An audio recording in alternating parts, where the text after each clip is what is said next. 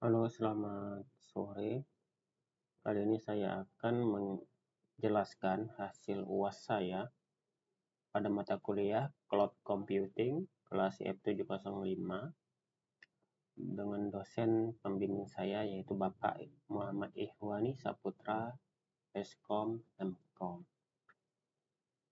Pertama, pada soal ini kita harus menjelaskan apa itu software as a service, utility computing, dan integrated network. Oke, SaaS atau Software as a Service adalah sebuah perangkat lunak yang dijadikan sebagai layanan yang bersifat online. Bisa juga disebut sebagai layanan aplikasi cloud.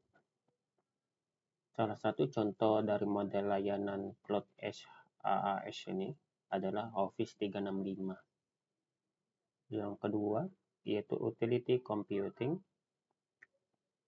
berfokus pada infrastruktur. Layanan utility computing dikemas oleh provider dalam bentuk teknologi virtualisasi dan dikenal sebagai layanan IaaS atau Infrastructure as a Service.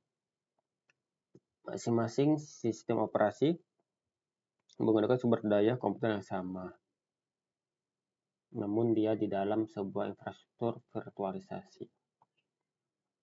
Kemudian, Integrated Network adalah jaringan utama yang menghubungkan antara pengguna layanan cloud dengan penyedia pusat data dan provider layanan cloud.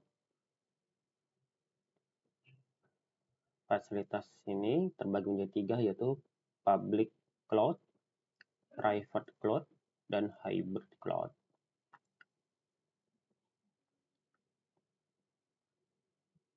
Kemudian yang kedua, kita akan menjelaskan dan menggambarkan arsitektur network dari hybrid cloud computing. Bisa dilihat pada gambar ini terdiri atas 2 layanan ya, yaitu private or internal, kemudian adanya public external. Di dalam sebuah internal itu on-premise, sedangkan di third party yaitu off-premise. Jadi IP ini bisa juga diakses oleh sebuah public. Biasanya private ini untuk internal saja seperti karyawan atau software programming. Kemudian internet tersebut dapat mengakses data center ini melakukan dengan sebuah VPN yang terkoneksi. Nah, VPN ini hanya dimiliki oleh karyawan internal maupun pemilik dari private VPN itu.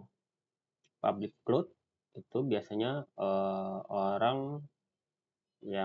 semua orang bisa mengaksesnya, namun hak aksesnya dibatasi, seperti hanya bisa membaca. Gitu. Kemudian kita lanjut, ada pun beberapa faktor implementasi cloud computing di seluruh dunia. Bisa dibilang berhasil implementasi menjadi perusahaan dapat menekan cost dan sistem perumahan suatu perusahaan akan naik. Ada 4 faktor yang mempengaruhi dalam implementasi cloud computing. Yang pertama yaitu keamanan. Jadi jika berbasis cloud pada server milik vendor dan diakses oleh perusahaan melalui internet, maka semua pengguna yang memiliki akses dapat mengakses data di dalamnya. Nah, sehingga ini akan berpotensi resiko keamanan. Adapun kinerja, cloud computing harus mampu mendukung seluruh aktivitas pengguna dengan performa yang optimal. Kemudian adanya kepatuhan terhadap regulasi. Penerapan cloud computing masih menghadapi tantangan dalam hal kepatuhan terhadap regulasi pemerintah. Contohnya seperti industri perbankan, di mana bank diwajibkan memiliki server sendiri yang ditempatkan di lokasi milik bank tersebut agar keamanannya lebih terjaga dan patuh terhadap regulasi. Yang kedua ada di aspek keuangan. Kemudian cloud computing melibatkan perbandingan antara biaya variabel dan biaya tetap untuk penggunaan jangka panjang. Infrastruktur sendiri seringkali lebih ekonomis dibandingkan dengan pembayaran cloud secara berlangganan berkelanjutan. Ini harus dipertimbangkan berarti. Atau mereka buat infrastruktur sendiri atau penggunaan cloud. Ini harus perhitungan yang sangat penting.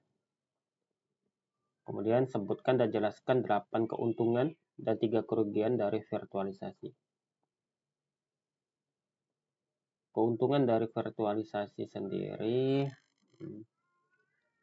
keuntungan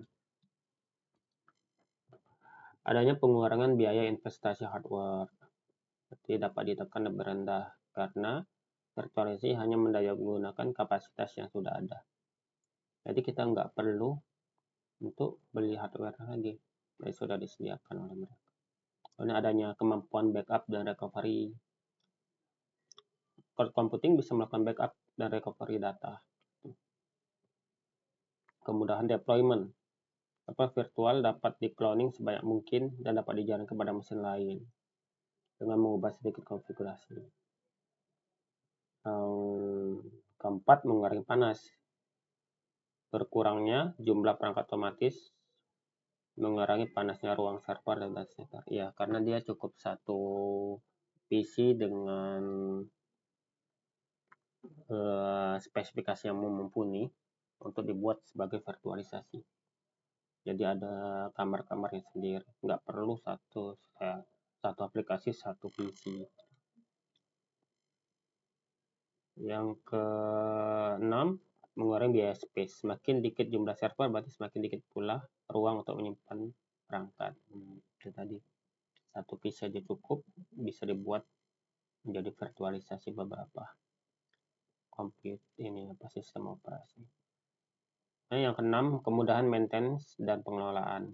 Jumlah server lebih sedikit, otomatis akan mengurangi waktu dan biaya untuk mengelola. Adanya standarisasi hardware. Virtualisasi melakukan emulasi dan enkapsulasi hardware, sehingga proses pengenalan dan pemindahan suatu spesifik hardware tertentu tidak menjadi masalah. Kemudahan replacement. Proses penggantian dan upgrade spesifik server lebih mudah dilakukan.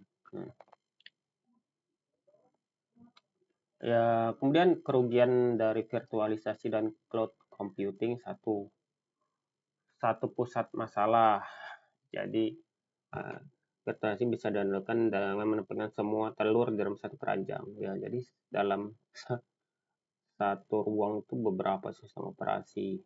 Ini artinya jika server itu bermasalah, semua sistem virtual machine dalamnya tidak bisa digunakan.